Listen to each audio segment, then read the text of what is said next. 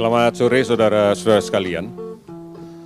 Pada kesempatan yang baik ini, kami akan menyampaikan beberapa hal terkait dengan upaya bersama kita untuk menanggulangi pandemi COVID-19 yang dipimpin dan dikoordinasikan oleh Gugus Tugas Percepatan Penanganan COVID-19, baik di tingkat pusat maupun di tingkat provinsi dan kabupaten kota seluruh Indonesia. Saudara-saudara, sejak pertengahan Desember 2019, semua negara di dunia, termasuk Indonesia, telah mendapatkan peringatan dari Lembaga Kesehatan Dunia (WHO) tentang munculnya penyakit baru di Cina yang menular dengan cepat dari orang ke orang dan berpotensi menimbulkan kedaruratan kesehatan masyarakat yang harus menjadi perhatian semua negara. Sejak saat itu, negara kita dan negara-negara lain di dunia secara serempak telah memperketat dan memperkuat pengawasan kesehatan karantina di pintu-pintu masuk negara.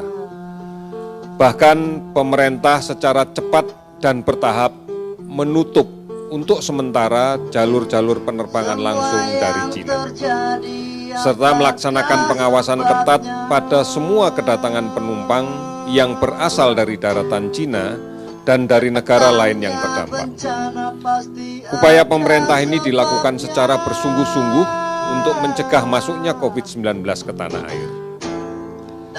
Dalam situasi yang semakin sulit di negara Cina, pemerintah dengan segala cara telah berupaya dan berhasil mengungsikan warga negara Indonesia yang berada di Cina, yang berada di Provinsi Hubei di Cina, di kota Wuhan, yang menjadi epicentrum dari penyakit ini.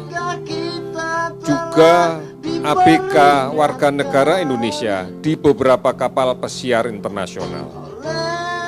Kita semua bersyukur atas perkenan Tuhan Yang Maha Kuasa serta kerja keras bersama kita telah berhasil memulangkan dan mengantarkan mereka ke keluarganya masing-masing dengan aman.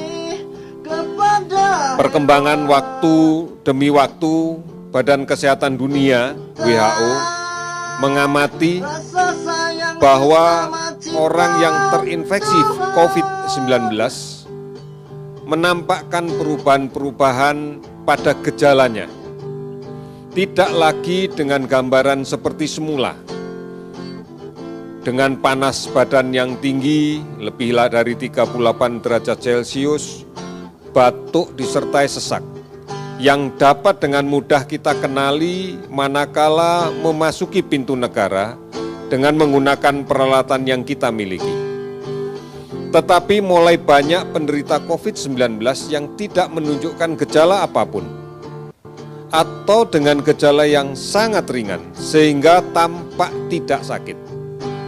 Perubahan ini diyakini oleh para ahli karena adanya mutasi atau perubahan di dalam virusnya.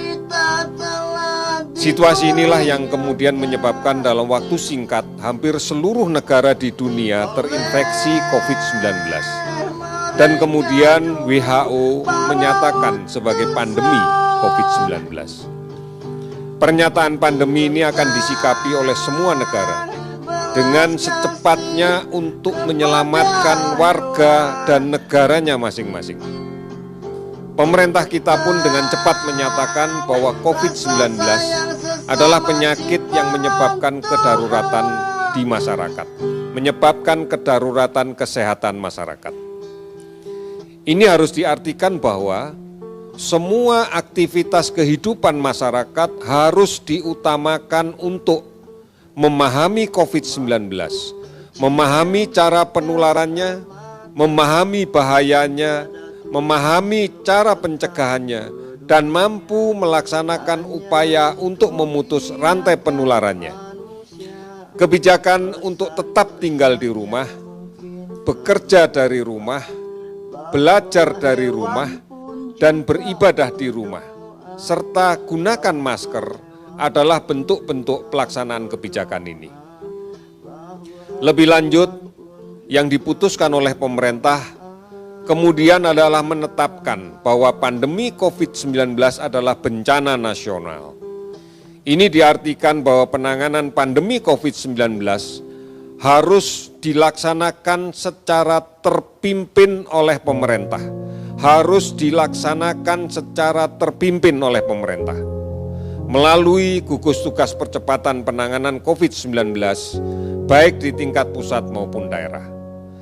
Karena pandemi COVID-19 tidak hanya berdampak pada masalah kesehatan saja, tetapi juga berdampak pula di bidang sosial, di bidang ekonomi, di bidang pendidikan, di bidang ketertiban masyarakat, dan juga memberikan potensi ancaman bagi keamanan negara yang dapat timbul jika tidak bisa kita kelola dengan baik.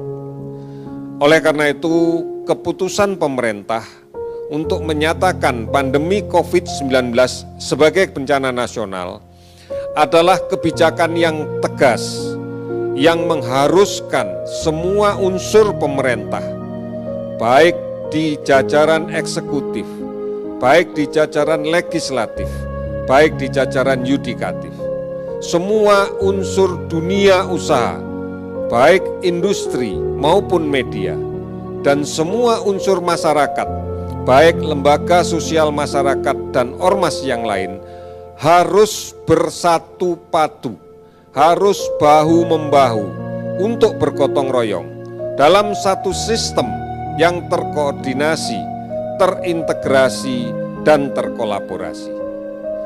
Oleh karena itu, kebijakan untuk membendung kesebaran dari COVID-19 mengacu pada 6 arahan Presiden, dan ini menjadi pegangan semua kekuatan kita. Yang pertama, pengujian sampel secara masif dan pelacakan secara agresif dan diikuti oleh sosialisasi yang ketat. Kedua, layanan konsultasi medis hendaklah menggunakan teknologi untuk mengurangi kunjungan ke rumah sakit dengan menggunakan layanan telemedicine.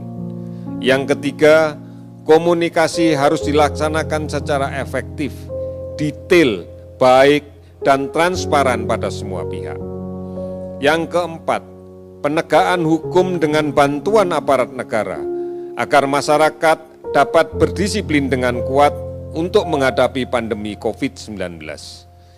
Yang kelima, semua pihak harus memberikan jaminan arus logistik yang lancar dari pusat sampai daerah, dari gudang-gudang logistik sampai ke daerah.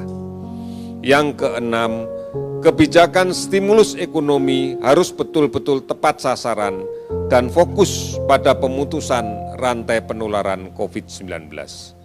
Saudara-saudara, COVID-19 hanya dapat dicegah dengan kedisiplinan yang kuat dan semangat gotong royong. Yang tersebut harus dilakukan secara bersama-sama dan terus-menerus, tidak boleh terputus. Masyarakat Indonesia dapat memahami anjuran untuk bekerja, belajar, dan beribadah dari rumah. Aksi solidaritas dengan menolong sesama dalam masa kesulitan adalah sikap yang terpuji. Tidak saja peduli dengan cara mengatasi COVID-19, namun juga kepedulian agar roda ekonomi masyarakat tetap bergerak dan berputar, serta adanya berbagai uluran tangan untuk bantuan kemanusiaan. Sikap gotong royong sangat dibutuhkan dalam kondisi seperti ini. Bila mana ada warga yang bergejala COVID-19, harus saling membantu dan tidak mengucilkan. Bisa juga membantu tetangga kita dengan membeli produk yang dijualnya. Langkah-langkah yang bisa kita lakukan untuk mencegah tertularnya COVID-19 adalah dengan tetap tinggal di rumah. Kita tidak pernah tahu siapa yang di luar rumah yang membawa virus. Banyak orang tanpa gangguan, banyak orang tanpa gejala yang tidak bisa kita bedakan dengan mata biasa. Oleh karena itu, jangan mudik, jangan bepergian. Pastikan kita tidak tertular, karena perjalanan kita tidak ada yang menjamin aman dari proses penularan ini. akan sangat mungkin kita bertemu dan terpaksa kontak dekat dengan orang tanpa gejala atau orang dengan gejala ringan pada saat di kendaraan, saat di terminal, di stasiun, di rest area, atau di toilet umum sepanjang perjalanan. Atau bahkan mungkin kita sendiri yang membawa virusnya tanpa gejala atau dengan gejala yang ringan karena kita berasal dari daerah yang terjangkit COVID-19 dan berpotensi menulari keluarga kita di kampung. Gunakan masker jika terpaksa keluar rumah dan batasi waktunya jika keluar rumah. Hindari kerumunan orang. Jangan naik kendaraan umum yang penuh sesak. Segera pulang, lepas masker, cuci tangan dengan sabun dan air yang mengalir, serta ganti masker yang baru. Lindungi kelompok rentan, saudara-saudara kita yang berusia lanjut, saudara kita yang berpenyakit kronis, karena mereka jika terinfeksi COVID-19 akan dapat berakibat fatal. Saudara-saudara, kami berharap untuk tetap mengikuti informasi yang benar tentang COVID-19. Banyak situs, aplikasi online, dan layanan telemedicine yang telah disiapkan. Ada hotline, ada WhatsApp, ada Halo Kemenkes, dan ada siaran yang terus-menerus diberikan oleh televisi dan radio. Oleh karena itu, tetap ikuti ini agar mendapatkan informasi yang benar. Saudara-saudara, sampai dengan hari ini pukul 12.00 WIB, jumlah spesimen yang telah diperiksa dengan menggunakan metode real-time PCR adalah 112.965 spesimen dari 83.012 orang. Konfirmasi positif yang didapat bertambah 349 orang, sehingga menjadi 11.192 orang. Konfirmasi positif yang sudah sembuh bertambah 211 orang, sehingga menjadi 1.876 orang. Kasus konfirmasi positif COVID-19 yang meninggal bertambah 14 orang, sehingga menjadi 845 orang. Kasus ODP yang dilakukan pemantauan sebanyak 236.369 orang. PDP sebanyak 23.130 orang. Sudah 326 kabupaten yang terdampak di 34 provinsi. Saudara-saudara, berbagai pakar dan perguruan tinggi telah melakukan kajian dengan melakukan perhitungan matematis tentang perkiraan gambaran pandemi COVID-19 dalam beberapa bulan ke depan. Kami berterima kasih dan mengapresiasi upaya tersebut. Optimisme untuk meredakan wabah COVID-19 di bulan Juni-Juli 2020 adalah tantangan kita bersama. Karena kuncinya ada di kita semua, ada di disiplin kita semua. Untuk tetap patuh di rumah, patuh tidak bepergian, patuh tidak mudik, patuh mencuci tangan dengan menggunakan sabun dan air yang mengalir, patuh selalu menggunakan masker. Inilah senjata kita untuk berjuang memutuskan penularan COVID ini. Gotong royong dan bersatu tanpa terputus melawan COVID-19. Dari pusat sampai ke desa, sampai ke RW, RT, dan sampai keluarga. Tetap di rumah dan produktif di rumah. Saudara-saudara, mari kita songsong bulan Agustus tahun 2020. Bulan peringatan perjuangan kemerdekaan tumpah darah kita tercipta. Mari berjuang dengan meneladani semangat perjuangan 45 untuk benar-benar merdeka dari pandemi COVID-19. Kita bisa menjadi pahlawan untuk menyelamatkan keluarga kita, menyelamatkan tetangga kita, menyelamatkan lingkungan kita, dan menyelamatkan bangsa kita.